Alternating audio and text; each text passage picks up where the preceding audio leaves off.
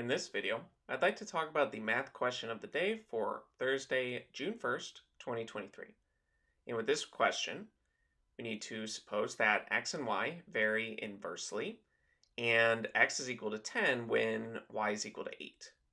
And from that information, we need to write the function. Now, inverse and direct variation tend to be taught around Algebra 2, though you might see it in Algebra 1 or maybe in PreCalculus. So at this point, go ahead and pause the video, see if you can work through this on your own. And when you're ready, unpause the video and we can go through this together. Now, assuming that you have attempted the problem, let's start working through this. And with variation, inversely or direct, we will have a relationship between our variables. For instance, with direct variation, if x and y vary directly, they are proportional to each other. We can say that y is equal to some constant multiplied by x. And essentially, as one goes up, as let's say x goes up, then y will go up proportionally. But when dealing with inverse variation, as one goes up, the other one goes down.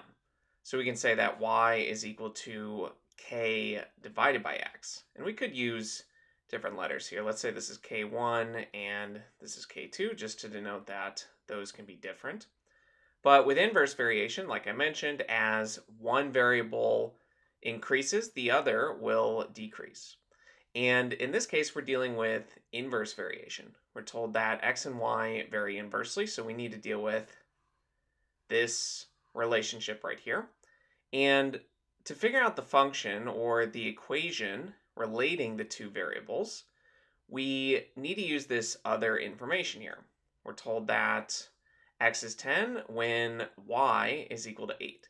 And if we plug in that coordinate point, 10, 8, x is 10, y is 8, then we can figure out our proportionality constant, this k sub 2 value, or whatever we want to call that proportionality constant.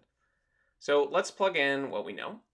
We know that y is 8, and we're trying to find that proportionality constant, and we know that x is 10. So let's solve for that. We multiply each side of this equation by 10. We get that 80 is equal to that proportionality constant. So from here, we can write the equation. We now know that y is equal to 80 divided by x. And this is our inverse variation between the two variables. This is our function relating them.